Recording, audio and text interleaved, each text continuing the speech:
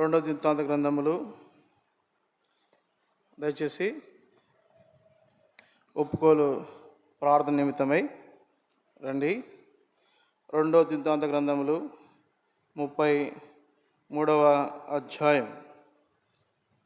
రెండవ దినవృత్తాంత గ్రంథములు 33వ అధ్యాయము 12-13 వచనాలు మనమందరము కలిసి చదువుకుందాం. 12-13 వచనాలు మనమందరం కలిసి చదువుకుందాం. అతడు శ్రమలో ఉన్నప్పుడు తన దేవుడైన యెహోవాను బతిమాలుకొని తన పితరుల దేవుని సన్నిధిన తన్ను తాను తగ్గించుకొని ఆయనకు మొరలిడగా ఆయన అతని విన్నపమును ఆలకించి యెరూషలేమునకు అతని రాజ్యంలోనికి అతన్ని తిరిగి తీసుకొని వచ్చినప్పుడు యెహోవా దేవుడై ఉన్నాడని మనష్షే తెలుసుకొనెను.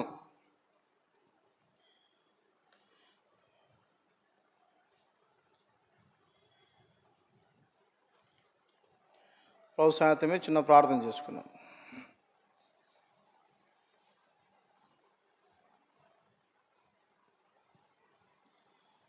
బ్రహ్మనమ్మకం మా ప్రియ పరలోకపు తండ్రి, నీ యొక్క బంగారు పవనకు వేలాది వందనములు కృతజ్ఞతలు స్తోత్రములు చెల్లించుకుంటున్నాను. దేవా, ఒప్పుకోల కొరకైన వర్తమానంను అన్ని మీరు అనుగ్రహించు. వాళ్ళ నాయకుని దాసులను జ్ఞాపకం చేసుకుని ఒట్టివాన్ని మట్టివాన్ని ప్రభా, ఇదిగో తండ్రి, నా సమస్త దేహ శరీర బలహీనత తొలగించు. ఈ ప్రజలకు విలువైన అమూలమైన సమయం దొంగిలించక కృప దయచేయు. అన్ని నోటు బురుగా వాడుకుని మా రహణ్య పాత్రగా నన్ను వాడుకుని నీ సిలువ చాటున నన్ను మరుగు చేయమని మా ప్రభువును రక్షకుని యేసుక్రీస్తు అతి పరిశుద్ధమైన నామమున ప్రార్థన చేసి వేడుకుంటున్నాను పరమ తండ్రి, ఆమేన్.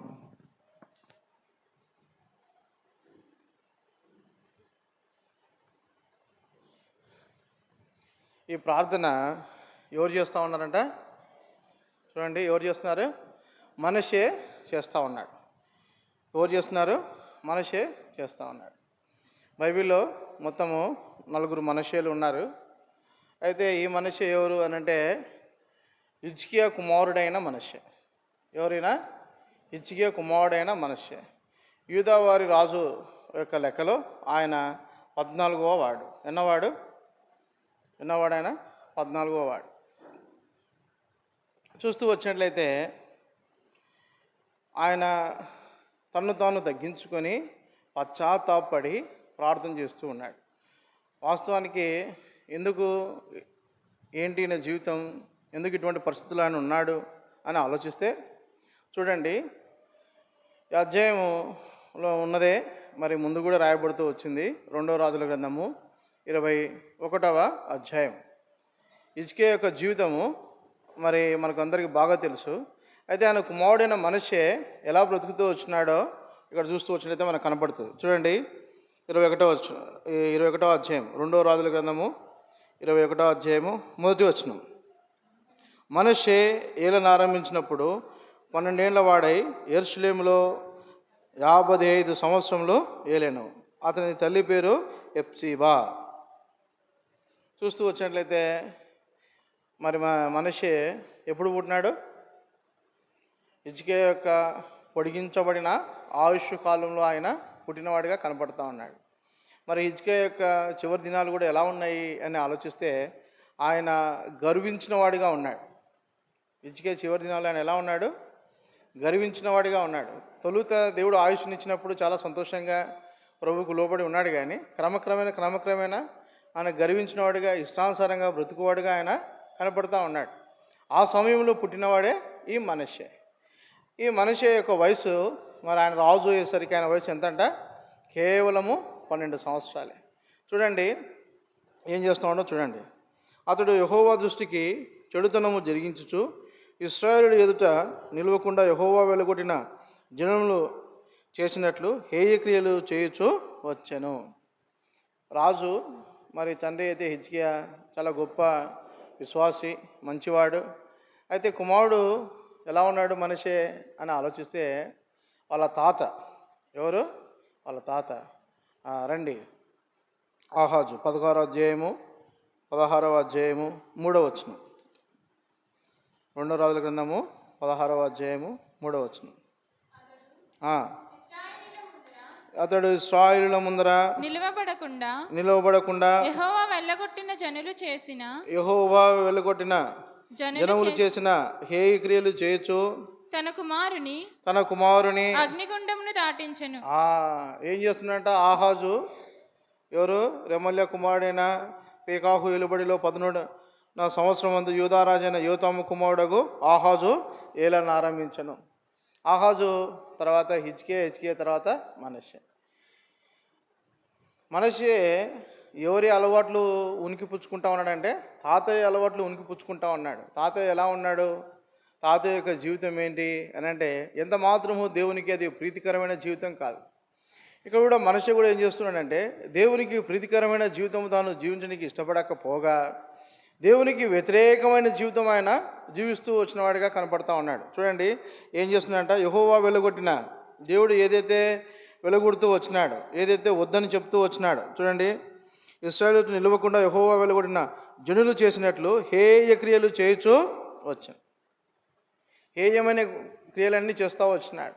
తర్వాత 3వ వచనం, తన తండ్రి అయిన హిజ్కియా పడగొట్టిన ఉన్నత స్థలములను అతడు తిరిగి కట్టించి బయలుదేవతల బలిపీఠంలో కట్టించి ఇశ్రాయేలు రాజైన ఆహాబు చేసినట్లు దేవతాస్తంభములను చేయించి నక్షత్రములకు మొక్కి వాటిని పూజించు ఉండెను. మళ్ళీ ఏం చేస్తున్నాడంటే ఆయన ఒకటిది వాళ్ళ తాతలాగా బ్రతుకుతూ వచ్చినాడు, దుర్మార్గుడిగా ఉంటా వచ్చినాడు. ఏం చేస్తున్నాడంటే ఆయన చూడండి దేవతా స్తంభములను కడతా వచ్చినాడు, ఉన్నత స్థలములను అతడు తిరిగి కట్టిస్తూ వచ్చినాడు. వాళ్ళ నాన్న ఏదైతే పడగొడతా వచ్చినాడో అది ఈయన మళ్ళీ కట్టుబాటుగా వస్తూ వచ్చినాడు. నక్షత్రములను మురికి వాటిని పూజించుచూ వచ్చినాడు. ఈ నక్షత్రములకు ఉన్నతమైన స్థలములలో గుళ్ళు, గోపురాలు, మందిరాలు ఎవరు కట్టినారంటే సల్మోన్ మహారాజే కట్టినాడు. రండి చూడండి, చదవండి. 11వ అధ్యాయం 2వ రాజుల గ్రంథము 11వ అధ్యాయం 6, 7, 8 వచనాలు చదవండి.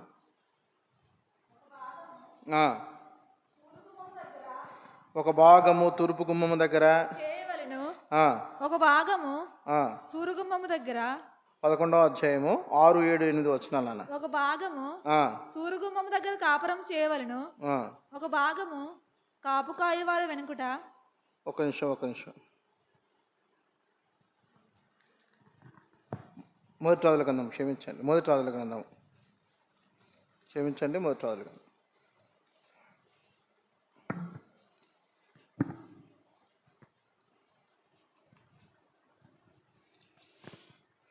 ఈ ప్రకారము సొలొమోను యెహోవా దృష్టికి చెడునత నడిచి తన తండ్రి అయిన దావీదు అనుసరించినట్లు యథార్థ హృదయంతో యెహోవాను అనుసరింపలేదు. సొలొమోను కేమేషు అను మోయాబీల హేయమైన దేవతకును, మేలేకు అను అమ్మోనీయుల హేయమైన దేవతకును యెరూషలేము ఎదుటనున్న కొండ మీద బలిపీఠమును కట్టించెను. తమ దేవతలకు ధూపము వేయచు బలులను అర్పించుచుండిన పరస్త్రీలైన తన భార్యల నిమిత్తం అతడు ఇలాగూ చేశాను. ఏం చేస్తూ వచ్చినాయంట సల్మోన్ మహారాజే, సాక్షాత్తు దేవాది దేవుడు మాట్లాడాడు సల్మోన్ మహారాజుతో. అయితే ఇదే సల్మోన్ మహారాజు ఏం చేస్తూ వచ్చినాడు, దేవతాస్తంభములు ఆయన కట్టిస్తూ వచ్చినాడు. ఎవరి కోసం కట్టిస్తూ వచ్చినాయంట చూడండి. ఒకటి ఎవరంట, వాళ్ళు అమ్మోనీయులకు కేమేషుని కట్టిస్తూ వచ్చినాడు. తర్వాత మోయాబీలకు మేలేకు దేవతా స్తంభములను ఆయన కట్టిస్తూ వచ్చినాడు. ఈ యొక్క మేలేకు మరి ఇంకా ఎవరున్నారంటే అక్కడ కేమేషు, ఈ దేవతలు కలిగిన మరి భక్తులు ఏం చేస్తారంటే తమ పిల్లలను వారు బలి అర్పిస్తారు. బలి అర్పించి మళ్ళీ పైగా వాళ్ళు ఏం చేస్తారంటే మొక్కుతారు. ఎలా మొక్కుతారంటే చూడండి ఇక్కడ 7వ వచనం, 21వ అధ్యాయము 7వ వచనం. యెహోవా దావీదునకు అతని కుమారుడైన సొలొమోనుకును ఆజ్ఞ ఇచ్చిన ఈ మందిరమును ఇశ్రాయేలు గోత్రస్వామి నేను కోరుకున్న యెరూషలేము నందు నా నామమును సదాకాలం ఉండుని సెలవిచ్చిన యెహోవా మందిరము తాను చేయించిన అషేరా ప్రతిమను ఉంచెను. ఏం ఉంచినాడు ఆయన అక్కడ? అషేరా ప్రతిమను ఉంచినాడు. అషేరా అనేది ఇదొక దయ్యం. ఈ దురాత్మ ఏం చేస్తుందంటే సంతానోత్పత్తిని ఇస్తుంది. ఏం చేస్తుందంట? పిల్లల్నిచ్చే దేవత అంట. ఒకవైపు వారు పిల్లలను బలిగా ఇస్తారు, తర్వాత పిల్లల్నిచ్చే దేవతకు వారు మొక్కువారిగా ఉన్నారు. చూస్తూ వచ్చినట్లయితే ఎంత దయనీయమైన స్థితిలో మనిషే కనపడతా ఉన్నాడు అని అంటే బొత్తిగా ఎక్కడే కానీ దేవుని మాట విననివాడిగా ఉన్నాడు. దేవుని మాట ఆయన వినేవాడిగా ఉన్నాడు, దుర్మార్గుడిగా బ్రతుకుతూ ఉన్నాడు. ఇంకా చూడండి, ఆకాశ నక్షత్రములు మృక్కుతున్నవాడిగా కనపడతా ఉన్నాడు. ఆకాశ సమూహంలోకి అతడు బలిపీఠమును కట్టిస్తూ ఉన్నాడు. తన కుమారుని అగ్నిగుండం దాటిస్తూ ఉన్నాడు. జ్యోతిషమును శకునమును వాడుక చేసి యక్షిగానులతోనూ సోదగానులతోనూ సాంగత్యం చేసినాడు. ఏం చేస్తూ వచ్చినట్టు ఆయన లోకంలో ఉన్న చెడ్డవారందరితో సాంగత్యం చేస్తూ వచ్చినాడు. మన జీవితంలో మనం కూడా చూస్తూ వచ్చినట్లయితే, మనల్ని మనం కూడా పరీక్షించుకున్నట్లయితే, దేవుని పిల్లలమే, దేవుని వారమే అయితే మనకు తెలియకుండానే ఎక్కడో ఒక చిన్న విగ్రహారాధన దాగుకొని ఉంటుంది. ఏంటి అని అంటే ఇష్టమైనది, ఏంటి ఇష్టమైనది. దేవుని కంటే ఏదో ఒకదాన్ని మనం అమితంగా ప్రేమించేవారిగా ఉంటాం.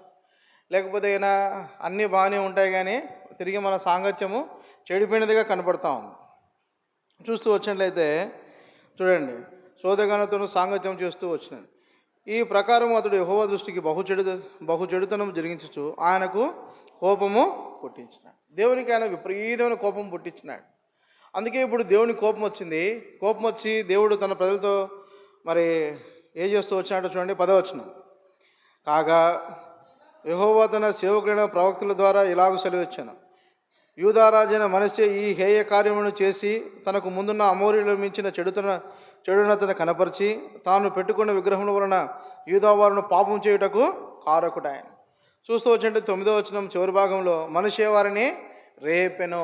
తాను మాత్రమే చెడిపోయింది కాక దేశంలో ఉన్నవారిని అందరినీ ఆయన చెడగొట్టినవాడిగా కనపడతా ఉన్నాడు, పాడు చేసినవాడిగా కనపడతా ఉన్నాడు. అంటే ఏ విధంగా దేవుణ్ణి సేవించవలసిన వారు విగ్రహారాధన చేయవారిగా, ఆశీరు దేవతకు ముక్కువారిగా, మరి రకరకాల బలులు అర్పించేవారిగా, ఉన్నత స్థలంలో వారు బలులు అర్పించేవారిగా దేశమంతటిని ఆయన పాడు చేసినాడు. పాడు చేస్తే ఇప్పుడు దేవుడి కోపం వచ్చింది. కోపం వచ్చి దేవుడు ఏం చేసినాడంటే అష్షూరు రాజుకు చెప్పినాడు. దేవుడు ఏం చేసినాడు, అష్షూరు రాజుకు అప్పగించినాడు. అష్షూరు రాజుకు అప్పగిస్తే అష్షూరు రాజు ఏం చేసినాడంటే ఆయన గొలుసులతో కట్టేసి వారు తీసుకొని వెళ్ళిపోయినారు. చెరలోనికి వారు బబులోనికి ఆయన తీసుకొని వెళ్ళిపోయినారు. తీసుకొని వెళ్ళిపోతే అక్కడ పశ్చాత్తాపడుతున్నాడు. ముందు జీవితం అంతా ఎలా బ్రతుకుతూ వచ్చినాడు, వాళ్ళ తాతయ్యలాగా, ఆహాబులాగా, ఇశ్రాయేల్ రాజులాగా ఇష్టానుసారంగా, దుర్మార్గంగా, ఇంకా నిరపరాధుల రక్తం కూడా ఆయన చిందించిన వాడిగా, ఇంకా చూస్తూ వచ్చినట్లయితే విగ్రహారాధన చేయవాడిగా, ఇంకా మరి పిల్లలను చంపువానిగా ఇలా చేస్తూ వచ్చినాడు. అయితే దేవుడు కోపం వచ్చి ఆయన ఏం చేసినాడు, ఆయన బానిసత్వానికి అప్పగించినాడు. బానిసత్వానికి అప్పగిస్తే అక్కడ మనం చదువుతూ వచ్చినాం ఈ సందర్భం. రండి, 33వ అధ్యాయం 2 దినవృత్తాంతగ్రంథంలో 33వ అధ్యాయం చూడండి, 10వ వచనం చదవండి. యెహోవా మనష్షేకు అతని జనులకు వర్తమానులు పంపినను వారు చెవి ఎగ్గపోయిరి. దేవుడు ముందుగానే హెచ్చరిస్తున్నాడు, అయ్యా నువ్వు నా మాటిను, ఇప్పటికైనా అవకాశం ఉంది. అయితే మనష్షే జీవితం ఎలా ఉంది, మాట వినని వాడిగా, లోబడలేని వాడిగా, అవిధేయుడుగా, తిరుగుబాటు చేయవాడిగా మనష్షే కనపడతా ఉన్నాడు. అందుకు దేవుని కోపం వచ్చింది. దేవుని కోపం వచ్చి ఏం చేసి చూడండి, కాబట్టి యెహోవా అష్షూరు రాజు యొక్క సైన్యాధిపతులను వారి మీదికి రప్పించను. మనష్షే తప్పించుకొని పోకుండా వారు అతన్ని పట్టుకొని గొలుసులతో బంధించి అతన్ని బబులోనునకు తీసుకొని పోయిరి. ఏం చేసినారు, అష్షూరు రాజుకు దేవుడు సెలవిచ్చాడు, ఆజ్ఞ ఇచ్చాడు, పోయి మనష్షేను తీసుకుపో, నా కుమారుడే, నావాడే. కానీ ఏం చేస్తున్నాడు, నేను కోరుకున్నది ఏది వాడిలో లేదు, ఒక మంచి సుగుణం లేదు. బెన్హోము లోయలో అగ్నిగుండంలో తన పిల్లలను వాడు బలిచ్చిన వాడిగా కనపడతా ఉన్నాడు. దేవుడు అంటా ఉన్నాడు, అగ్నిగుండంలో పిల్లలను బలిస్తే అది గొప్ప శిక్ష. దేవునికి అది ఎంత మాత్రము ఇష్టం లేనిది. ఒక చూసినట్లయితే రండి, 21వ అధ్యాయం 2 రాజుల గ్రంథము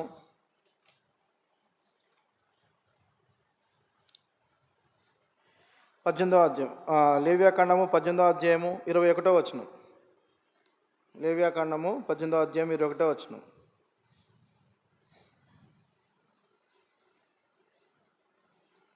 లేవియాకాండము 18వ అధ్యాయము 21వ వచనం. నీవు ఏమాత్రము నీ సంతానమును మెలేకు నిమిత్తము మేలేకు నిమిత్తము అగ్నిగుండమును దాటనీయకూడదు, అగ్నిగుండము దాటనీయకూడదు, నీ దేవుని నామమును నీ దేవుని నామమును అపవిత్రపరచకూడదు, అపవిత్రపరచవద్దు, నేను యెహోవాను. దేవుడు సెలవిస్తూ వచ్చినాడు లేవికాండం. ఏమన్నాడు? మేలేకు అంటే మనం చూస్తూ వచ్చినాం. ఈ మేలేకు అమ్మోనీల దేవుడు. ఎవరు కట్టించినాడు? దేవతా స్తంభంలో ఎవరు కట్టించినారు? సల్మాన్ మహారాజే కట్టించినాడు. సల్మాన్ మహారాజు కట్టిస్తే దేవుడు చెప్తా ఉన్నాడు, నీ పిల్లలను ఎంత మాత్రం అగ్నిగుండం నువ్వు దాటించొద్దు. చూడండి, దేవుడు ఇంకా కరాఖండిగా చెప్తా ఉన్నాడు. ద్వితోపదేశ కాండము 18వ అధ్యాయము 10వ వచనం. 18వ అధ్యాయము 10వ వచనం.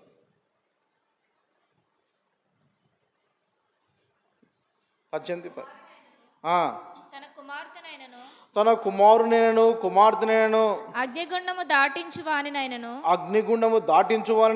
శకునము చెప్పు సోదెగానినైనను మేఘ శకునములు గాని సర్ప శకునములు గాని ఏ శకునములంట? మేఘ శకునములు గాని సర్ప శకునములు గాని చెప్పువారు చెల్లంగి వారినైను మాంత్రికునైను ఇంద్రజాలకు నేను విచారణ చేయి వారినైనను మీ మధ్య ఉండనీయకూడదు. దేవుడు స్పష్టంగా చెప్తూ ఉన్నాడు. ఇటువంటి వారిని ఉంచొద్దని చెప్తా ఉంటే మనిషి రాజే స్వయాన వాటన్నిటినీ చేసుకుంటా వస్తూ ఉన్నాడు. కొన్ని పర్యాయంలో మన జీవితంలో అంటే ఎలా ఉంటాము అంటే ద్వంద్వ జీవితం కలిగి ఉంటాం. దేవుణ్ణి ప్రేమిస్తూనే ఉన్నట్టు ఉంటాం, కానీ ఇంకొక వైపు ఏముంటుంది? దయ్యం మీద కూడా నమ్మకం ఉంటుంది. దేవుని మీద నమ్మకం ఉంటుంది, దయ్యం మీద కూడా నమ్మకం ఉంటుంది. దయ్యం అంటే భయం ఉంటుంది, కానీ దేవుడు అంటే భయం ఉండదు. ఇక్కడ చూస్తూ వచ్చినట్లయితే ఈ మనిషి ఏం చేస్తా ఉన్నాడంటే ఇష్టానుసారంగా మరి తను బ్రతికినవాడిగా కనపడతా ఉన్నాడు. రాజ్యమునంతా తను చెడిపివేసిన వాడిగా కనపడతా ఉన్నాడు. చూడండి, అందుకే ఇప్పుడు దేశం ఏమైపోయింది? 106వ అధ్యాయం కీర్తనలు 106వ అధ్యాయము 37, 38 వచనాలు. 37, 38 చూడండి. 106 కీర్తనలు 106, 37, 38. మరియు వారు తమ కుమార్తెలను దయ్యములకు బలిగా అర్పించిరి. నిరపరాధ రక్తము అనగా తన కుమారుల రక్తము తమ కుమార్తెల రక్తము ఒలికించిరి. కనాను దేశపు వారి బొమ్మలకు కొమ్మలకు వారిని బలిగా అర్పించిరి. ఆ రక్తము వలన దేశం అపవిత్రమాయెను. దేశం అపవిత్రమైపోయింది. దేశమే ఎందుకు అపవిత్రమైపోయింది అంటే మనిషి చేసిన పని. నిరపరాధులు పిల్లలు ఏం తెలియదు, పసివారు అమాయకులు. అటువంటి పిల్లలను తీసుకుపోయి అగ్నిగుండంలో వేసినాడు, చంపుతూ వచ్చినాడు, దుర్మార్గంగా ప్రవర్తిస్తూ వచ్చినాడు. దేవుడు చెప్తా ఉన్నాడు. ఏం చెప్తా ఉన్నాడు? దేవుడు సెలవిస్తూ ఉన్నాడు. ఏమని సెలవిస్తున్నాడు? యెహోవా మనుష్యులకు అతని జనులకు వర్తమానములు పంపినను వారు చెవియకపోయారు. దేవుడు మాట్లాడుతూ ఉంటే వినే ఆలోచన, ఆశ, ఆసక్తి ఎంత మాత్రము మనుష్యలో లేదు. అప్పుడు దేవుడు కోపం వచ్చి దేవుడు ఏం చేస్తూ వచ్చినాడు? మనుష్యను అషూర్ రాజుకి ఇచ్చినాడు. తీసుకోపో. అషూర్ రాజులు బబులోనికి తీసుకొని పోయినారు. గొలుసులతో కట్టేసి తీసుకొని పోతే ఎంతో దయనీయంగా ఇప్పుడు పశ్చాత్తాపడుతూ ఉన్నాడు. కన్ఫెషన్ ఏమవుతున్నాడు? ఆయన పశ్చాత్తాపడుతున్నాడు. పశ్చాత్తాపడి ప్రార్థన చేస్తూ ఉన్నాడు. ఏమని ప్రార్థన చేస్తున్నాడు చూడండి, రండి మనం చదువుతూ వచ్చిన పాఠ్యం. అతడు శ్రమలో ఉన్నప్పుడు తన దేవుడిని యెహోవాను ప్రతిమాలుకొని. ఇప్పుడు శ్రమలో ఉన్నాడు. ఎవరిని ప్రతిమలాడుకుంటా ఉన్నాడు? ఇంతకాలం ఏం చేశాడు ఆయన? ఆకాశ నక్షత్రాలను పూజించి వాడికి బలిపీఠాలు కట్టి పిల్లలను అగ్నిగుండంలో వేసి ఇలా ఇష్టానుసారంగా ఎన్నో చేశాడు. కానీ అయితే శ్రమలో ఉన్నప్పుడు నిజమైన దేవుని కనుగొంటూ వచ్చినాడు. ఎందుకంటే చూడండి 6వ అధ్యాయం 2 దినవృత్తాంత గ్రంథంలో 6వ అధ్యాయము 37వ వచనం. వారు చెరకుపోయిన దేశమందు బుద్ధి తెచ్చుకొని మనసు త్రిప్పుకొని మేము పాపము చేసితిమి దోషులమైతిమి భక్తిహీనముగా నడిచితిమని ఒప్పుకొని తాము చెరలో ఉన్న దేశమందు పూర్ణ హృదయముతోను పూర్ణ ఆత్మతోను నీ యొద్దకు మల్లుకొని తమ పితరులకు నీవిచ్చిన తెచ్చిన తమ దేశము మీదికిని ఆ, నీవు కోరుకున్న ఈ పట్టణము మీదికిని నీవు కోరుకునే పట్టణం మీదికి నీ నామ ఘనత కొరకు ఆ, నేను కట్టించిన ఈ మందిరము మీదికిని నేను కట్టించిన నీ నామ గణిత కొరకు నేను కట్టించిన ఈ మందిరం మీదికి మనస్సు త్రిప్పి మనస్సు త్రిప్పి విన్నపము చేసిన ఎడల విన్నపము చేసిన ఎడలా నీ నివాస స్థలమైన నీ నివాస స్థలమైన ఆకాశము నుండి ఆకాశం నుండి నీవు వారి విన్నపమును నీవు వారి విన్నపములను ప్రార్థనను ఆలకించి ప్రార్థనను ఆలకించి వారి కార్యమును నిర్వహించి వారి కార్యం నిర్వహించి నీ దృష్టి ఎదుట ఆ, పాపము చేసిన నీ జనులను నీ దృష్టి ఎదుట పాపం చేసిన ఈ జనులను క్షమించుదువు గాక. క్షమించదు గాక. ఏమంటాడు ఆయన దేవుడు? ఒక నిశ్చయిత ఉంది. ఏమని నిశ్చయిత? ఏ దేశంలోకి పోయినా, ఎక్కడికి పోయినా, ఏ చెరువులోనికి నువ్వు కొనిపోయినా సరే, దేవాలయం తట్టు ఏ పక్క ఉందో నువ్వు గుర్తిరిగి, యెరూషలేములో దేవాలయం ఏ పక్క ఉందో గుర్తిరిగి ఆ తట్టు తిరిగి నీ పూర్ణ ఆత్మతో నీ పూర్ణ హృదయంతో నువ్వు పశ్చాత్తాపడి, ప్రభా నేను పాపం చేశాను, నేను దోషిని, నేను దుర్మార్గుని, నేను దుష్టుని, నీ మాట వినలేదు, నువ్వు చెప్తుంటే నేను పలకలేదు, అనేక పర్యాయములు నేను నీకు లోబడిన వాడిగా, ఇష్టానుసారమైన జీవితం కలిగిన వాడిగా నేను కనపడతా వచ్చినాను, విగ్రహారాధన చేస్తూ వచ్చినాను, ఇంకా నీకు అవిధేయుడిగా నేను బ్రతుకుతూ వచ్చినానని ఎవరైతే మనస్ఫూర్తిగా పూర్ణాత్మతో పూర్ణ హృదయంతో ప్రార్థన చేస్తారో వారిని దేవుడు ఏం చేస్తాడంట? క్షమిస్తాడు. ఈ మాట మరి ఎవరి మదిలో ఉండిపోయింది? మనష్య మదిలో ఉండిపోయింది. ఏమని? నిజమే, నేను ఇప్పుడు పాపం చేశాను, తప్పు చేశాను, దేవుడు చెప్పినట్టు నేను బ్రతకలేకపోతూ వచ్చినాను, దుర్మార్గంగా నేను ఉంటూ వచ్చినాను, అందుకు నేను ఇప్పుడు ఎక్కడున్నాను? ఇప్పుడు చెరలో గొలుసుల చేత బంధింపబడిన వాడిగా నేను ఉన్నాను అని ప్రార్థన చేశాడు. ఎవరికి మొరపెడతా ఉన్నాడంట?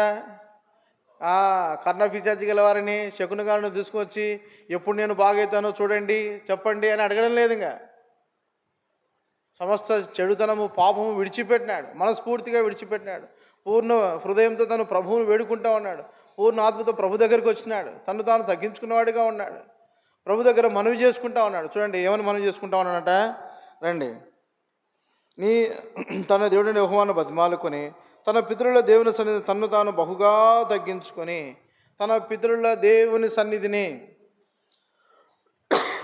ఇక్కడ మనం గమనిస్తూ వచ్చినట్లయితే దేవుని సన్నిధి ఎక్కడుంది? ఇప్పుడు ఆయనేమో బబులోనులో ఉండిపోయినాడు, యెరూషలేము ఎక్కడుంది?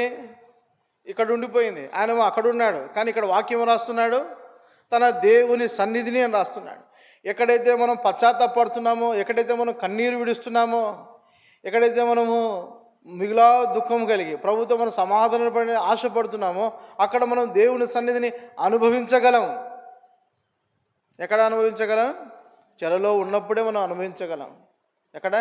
చెరలో ఉన్నప్పుడే దేవుని యొక్క సన్నిధిని ఆయన అనుభవిస్తూ ఉన్నాడు. తన దేవుని సన్నిధిని ఆయన ఏం చేస్తూ వచ్చినాడంట? తను తాను తగ్గించుకొని ఏం చేస్తూ వచ్చినట్టు ఆయన తను తాను తగ్గించుకుంటా ఉన్నాడు. ఇంతకాలం నేను చాలా గొప్పవాడిని, నేను చాలా గొప్పవాడిని, నాకు తెలియదంటూ ఏమీ లేదు.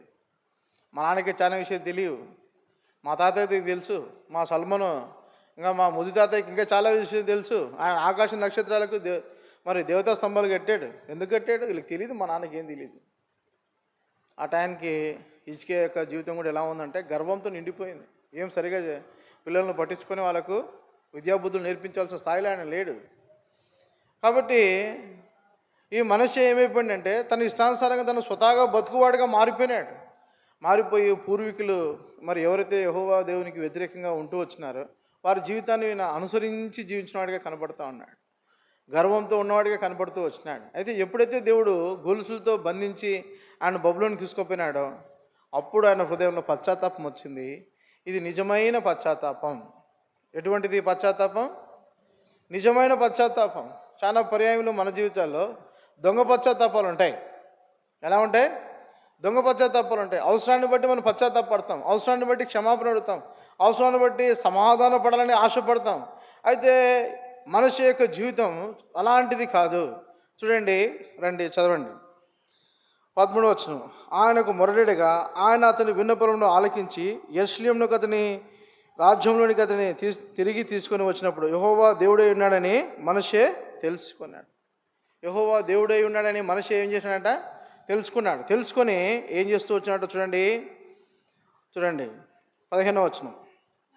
మరియు యెహోవా మందిరం నుండి అన్యుల దేవతలను విగ్రహమును తీసివేసి యెరూషలేమునందును యెహోవా మందిర పర్వతమునందును తాను కట్టించిన బలిపీఠములన్నిటిని తీసి పట్టణము బయటికి వాటిని లాగివేయించెను. ఇదియు గాక అతడు యెహోవా బలిపీఠం బాగు చేసి దాని మీద సమాధాన బలులను కృతజ్ఞతార్పణలను అర్పించుచు ఇశ్రాయేలీయుల దేవుడైన యెహోవాను సేవించుడని యూదా వారికి ఆజ్ఞ ఇచ్చెను. చాలు, యూదా వారికి ఆజ్ఞ ఇచ్చాడు. ఏమని ఆజ్ఞ ఇచ్చినాడు? ఇశ్రాయేలు దేవుడైన యెహోవాను మీరు సేవించండి. నేను పొరపాటు చేసినాను, ఇంతకాలం నేనేం చేశాను? పొరపాటు చేసినాను. నేను చెడిపోయిందే కాక మిమ్మల్ని అందరినీ చెడగొట్టినాను. నాది తప్పే. దేవుడు నా పాపం క్షమించినాడు అంటూ వచ్చినాడు. ఇంకా సమాధాన బలులు అర్పిస్తూ ఉన్నాడు. దేవుడితో నిత్యము సమాధానంగా ఉండాలని నేను కోరుకుంటా ఉన్నాడు. ఎక్కడే కానీ దేవునికి వ్యతిరేకత కానీ, దేవునికి లోబడిన తనము కానీ, లేకపోతే అహంకారం కానీ, దేవుడికి మాట వినని స్వభావం కానీ లేదు. ఎప్పుడూ దేవునితో సమాధాన పడతా ఉన్నాడు. ఇది నిజమైన పశ్చాత్తాపం యొక్క ఫలితం. ఏంటి? ఎప్పుడు దేవునితో సమాధానపడే అనుభవం ఉంది. తర్వాత అంటా ఉన్నాడు, అక్కడ రాయబడుతూ వచ్చింది, కృతజ్ఞతార్పణలు అర్పిస్తూ ఉన్నాడు. కృతజ్ఞుడై ఉన్నాడు. ఏం చేస్తున్నాడు ఆయన? కృతజ్ఞుడై ఉన్నాడు. మన జీవితంలో మనం కూడా నిజంగా పశ్చాత్తాపడితే ప్రభువుకు మనం ఏమై ఉంటాం? కృతజ్ఞులై ఉంటాం. చూడండి, 2 మాటలు మనం క్లుప్తంగా చూసుకొని ముగించుకుందాం. యెషయా గ్రంథము 55వ అధ్యాయము 7వ వచనం. యెషయా గ్రంథము 55వ అధ్యాయము. భక్తిహీనులు తమ మార్గమును విడువవలెను, దుష్టులు తమ తలంపులను మానవలెను. వారు యెహోవా వైపు తిరిగినెడల ఆయన వారి యందు జాలిపడును. వారు మన దేవుని వైపు తిరిగినెడల ఆయన బహుగా క్షమించును. చూసినారా? చక్కని ఉదాహరణ. ఈ పాఠ్యభాగానికి చక్కని ఉదాహరణ ఎవరు? మనిషి జీవితమే. మనిషి ఎవరు? భక్తిహీనుడే. అయితే ఇంకా ఎటువంటి వాడు? దుష్టుడే. మనిషి ఎటువంటి వాడు? భక్తిహీనుడే, దుష్టుడే. అయితే ఆయన తలంపులన్నీ ఆయన ఏం చేసినాడంట? మానేసినాడు, విడిచిపెట్టినాడు. అందుకే దేవుడు ఆయన ఏం చూస్తూ వచ్చినట్లయితే బహుగా క్షమించినాడు. మన పాపములు ఎంత విస్తారమైనను సరే ప్రభు మనల్ని అంత బహుగా ఆయన క్షమించువాడిగా ఉన్నాడు. చూడండి, యెహెజ్కేలు గ్రంథము 18వ అధ్యాయం. యెహెజ్కేలు గ్రంథము 18వ అధ్యాయం 21-22 వచనాలు. దుష్టుడు తాను చేసిన పాపములన్నిటినీ విడిచి నా కట్టడలను కూర్చున్న నా కట్టడలన్నింటినీ అనుసరించి నీతిని అనుసరించి న్యాయము జరిగించడలా అతడు మరణము నొందడు, అవశ్యకముగా అతడు బ్రతుకును. అతడు చేసిన అపరాధంలో ఒకటి జ్ఞాపకంలోనికి రాదు. చూచారా? ఏంటంట? దుష్టుడు తాను చేసిన పాపమున్నిటిని విడిచి నా కట్టడలను అనుసరించి ఏం చేయాలంట? నీతిని అనుసరించి న్యాయమును జరిగించేలా అతడు మరణము నొందాడు. ఇంకా చూస్తూ వచ్చినట్టు 27-28 వచనాలు అదే ఉంటుంది. మరియు దుష్టుడు తాను చేయుచూ వచ్చిన దుష్టత్వం నుండి మరలి నీతి న్యాయమును జరిగించేలా తన ప్రాణమును రక్షించుకొనును. అతడు ఆలోచించుకొని తాను చేయుచూ వచ్చిన అతిక్రమ క్రియలన్నిటినీ చేయక మానను గనుక అతడు మరణం నొందక అవశ్యముగా బ్రతుకును. ఏమంటానంటే దేవుడు మన దుష్టత్వం మనం విడిచిపెట్టి మరలి ప్రభు వైపు మరలి, ప్రభా నిజమే ఇంతకాలం పాపం చేస్తూ వచ్చినాను, నీకు అవిధేయుడిగా నేను బ్రతుకుతూ వచ్చినాను, నీ మాట వినని వాడిగా నేను బ్రతుకుతూ వచ్చినాను, నమ్మిన వాడిగా నేను ఉంటూ వచ్చినాను, కానీ నా వ్యక్తిగత జీవితంలో నేను భక్తిహీనుడిగా నేను ఉంటూ వచ్చినాను అని మనం ప్రభు వైపు మరలితే ప్రభు మనల్ని బ్రతికిస్తాడు. ఏ విధంగా? ఆత్మీయంగా ఆయన మనల్ని బ్రతికిస్తాడు, పురికొల్పుతాడు. ఇంకా చూస్తూ వచ్చినట్లయితే మన జీవితంలో దేవుడు మనకు గొప్ప మేలు చేయవాడిగా ఉన్నాడు. చూడండి, 2 మాటలు చదువుకుందాం రండి. యెషయా గ్రంథము 43వ అధ్యాయము 25వ వచనం.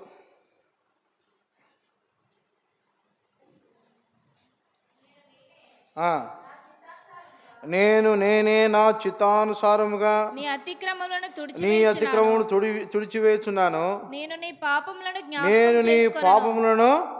జ్ఞాపకం చేసుకోను. మనం ప్రభు దగ్గర పశ్చాత్తాపడి ప్రభుతో మనం మాట్లాడితే, ప్రభు నన్ను క్షమించమంటే ప్రభు అంటా ఉన్నాడు, నేను మళ్ళా ఇంకా జ్ఞాపకం చేసుకోను. నీ జీవితంలో నేను నిన్ను సంపూర్ణంగా క్షమిస్తాను. మనకు తెలుసు కదా, సామెతలు 28:13 ఏముంది? అతిక్రమంలో దాచిపెట్టేవాడు వదిలేడు, కానీ వాటిని ఒప్పుకొని విడిచిపెట్టేవాడు వర్ధిల్లుతాడు. ఎలా వర్ధిల్లుతాడు అని ఆలోచిస్తే, దేవుడు వారిని సంపూర్ణంగా క్షమిస్తాడు. ఇంకేంటంట, వాటిలో ఒక్కటైనను ఆయన జ్ఞాపకము చేసుకోడు. ఏం చేయడంట? పాపమును దేవుడు ఆయన జ్ఞాపకము చేసుకోడు. చూడండి 44వ అధ్యాయము, యెషయా గ్రంథం 44వ అధ్యాయము 22వ వచనం. మంచు విడిపోనట్లుగా నేను నీ అతిక్రమణ మబ్బును తొలగునట్లుగా నీ పాపమును తుడిచివేసి ఉన్నాను. నేను నిన్ను విమోచించున్నాను, నా యుద్ధకు మల్లుకొను. ప్రభుతో మనం మాట్లాడితే అప్పుడు ప్రభు అంటా ఉన్నాడు, మంచు ఏ విధంగా అయితే విడిచిపోతుందో, మబ్బు ఏ విధంగా అయితే పోతుందో, అదేవిధంగా నేను నీ పాపం నుండి నీ అతిక్రమం నుండి నేను నిన్ను విడిపిస్తున్నాను. కాబట్టి ఇక నుంచి నువ్వు ఏం చేయాలా? మల్లుకో, నా వైపు తిరుగు, నాకు నమ్మకంగా ఉండు, నా బిడ్డగా, నా కుమారునిగా ఈ లోకంలో నువ్వు కనపడు, నిన్ను ప్రతిష్ఠించుకో, ప్రత్యేకమైన జీవితము కలిగి ఉండు అని ప్రభు ఆశపడతా ఉన్నాడు. చూడండి మీకా 7వ అధ్యాయం, మీకా రాసిన గ్రంథము 7వ అధ్యాయం 18-19 వచనాలు.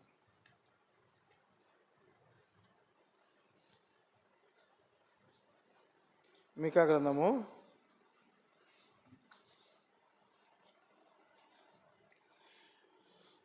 తన స్వాస్థ్యంలో శేషించిన వారిని దోషమును పరిహరించి వారు చేసిన అతిక్రమముల విషయమై వారిని క్షమించు దేవుడైన నీతో సముడైన దేవుడున్నాడా? ఆయన కనికరము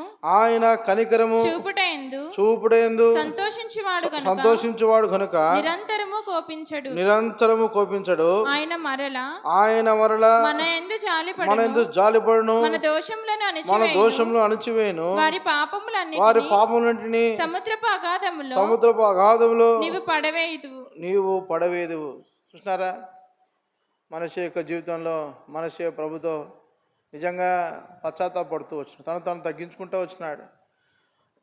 అందుకే దేవుడు ఏం చేస్తూ వచ్చినాడు? ఆయన మనస్ఫూర్తిగా ప్రభు ఆయనను క్షమిస్తూ వచ్చినాడు. ఆయన పాపమును జ్ఞాపకం చేసుకోవడం లేదు. మనం కూడా మన జీవితాల్లో మనం కూడా పశ్చాత్తాపడితే, నిజమైన పశ్చాత్తాపంతో మనం పశ్చాత్తాపడితే ప్రభు ఎటువంటి వాడంట? కరుణించుటకు, చూడండి చదవండి, కనికరము చూపుటకు సంతోషించువాడు. ఆయన కనికరము చూపుటకు ఎటువంటి వాడంట? సంతోషం. కనికరించడం అంటే ఒక మాటలో చెప్పాలంటే క్షమించడం కంటే ఉన్నతమైన స్థాయి. కనికరించడం అంటే క్షమించడం కంటే ఉన్నతమైన స్థాయి. నువ్వు ఇంతేలే, నువ్వు ఇలానే చేస్తున్నావు, అయినప్పటికీ నేను నిన్ను ఎక్స్క్యూజ్ చేస్తాను, నేను నిన్ను క్షమిస్తాను. నువ్వు తెలిసి చేసినావు, కావాలని చేసినావు, అయితే నేను నిన్ను పోగొట్టుకోను అని చెబుతూ దేవుడు సంతోషపడతాడంట. ఎందుకు సంతోషపడతాడు? మనం వెనక్కి వెళ్ళిపోవడం లేదు, తిరిగి మళ్ళీ ఎక్కడికి వస్తున్నాం? దేవునితోనే కలుసుకుంటాను. అది ఆయనకు చాలా సంతోషం. కనికరం చూపుటకు ఆయనకి ఏముందంట? చాలా సంతోషం. ఎందుకంటే మనల్ని ఆయన పోగొట్టుకోవడానికి ఇష్టపడడు. మన కొరకే తన ఏకైక కుమారుని అయిన యేసు ప్రభువును మరి బలిగా ఇచ్చిన దేవుడు. కాబట్టి ఆయన రక్తంతో మనల్ని కడుగుతూ ఉన్నాడు, పరిశుద్ధపరుస్తూ ఉన్నాడు. మనం అడగడమే ఆలస్యం. ప్రభా నన్ను కడుగు, నా యందు కనికరపడు, నా యందు నీవు కనికరపడు. ఆయన మరలా మన యందు జాలిపడు. మరలా రెండోసారి అవకాశం ఉంది, నీడన్న దినం ఉంది. మరలా ప్రభు యొక్క జాలి మనం కోరుకున్నట్లయితే, ఆయన కనికరం మనం కోరుకున్నట్లయితే ఖచ్చితంగా ప్రభు మన మీద ఆయన కనికరపడతాడు, మనల్ని క్షమిస్తాడు, మన పాపం సముద్రపు అగాధంలో వేస్తాడు. మన పాపం ఆయన ఎప్పుడూ జ్ఞాపకం చేసుకోడు, ఒక్కటైనను ఆయన జ్ఞాపకం చేసుకోడు. ఎంతో ప్రేమ కలిగిన దేవుడిగా, రక్షకుడైన యేసుక్రీస్తు ప్రభువారిగా ఈ రాత్రికాల సమయంలో ప్రభు మనల్ని ఆహ్వానిస్తున్నాడు. నా ప్రియమైన కుమారుడా, నా కుమార్తె, నువ్వు నాతో ఏం చేయాలి? సమాధానము కలిగి ఉండు. నీ పాపం నాతో ఒప్పుకో, నాతో నువ్వు సమాధానపడు. చూడండి, మనిషి ప్రార్థిస్తూ వచ్చినాడు, ప్రభు దగ్గర జవాబు పొందుకున్నాడు. తిరిగి కలలో కూడా ఊహించని విధానంలో తిరిగి తన రాజ్యంలోనికి పోయి తన రాజు అయినాడు. మళ్ళీ ఎంత గొప్ప ఆశ్చర్యం! ఒకసారి బానిస అయిన తర్వాత తిరిగిపోయి మళ్ళీ రాజు కావాలంటే అవడు. ఎప్పటికీ అవ్వడానికి అవకాశాలు లేవు. కానీ మనిషి యొక్క నిజమైన పశ్చాత్తాపము తిరిగి ఆయన మళ్ళీ ఏం చేసింది? బానిస నుండి రాజుగా చేసింది. దేవునితో ఎప్పుడు సమాధాన బలులు అర్పించేవాడిగా ఉన్నాడు, కృతజ్ఞతార్పణలు అర్పించేవాడిగా ఉన్నాడు. మన జీవితంలో మనం కూడా ఒకవేళ పాపం చేసి విగ్రహారాధన చేస్తూ దేవునికి దూరంగా మనం ఉన్నట్లయితే, ప్రభు దగ్గర నిజమైన పశ్చాత్తాపంతో మనం ప్రార్థిస్తూ వచ్చినట్లయితే, ఏ స్థితిగతులైతే మనం కోల్పోతూ ఉన్నామో, ఏ ఆశీర్వాదం అయితే మనం కోల్పోయినామో, తిరిగి వాటన్నిటిని ప్రభు మనకు అనుగ్రహిస్తాడు. రండి, ఇటు తలంపులు కలిగిన వారమై మనము ప్రార్థన చేసుకుందాం.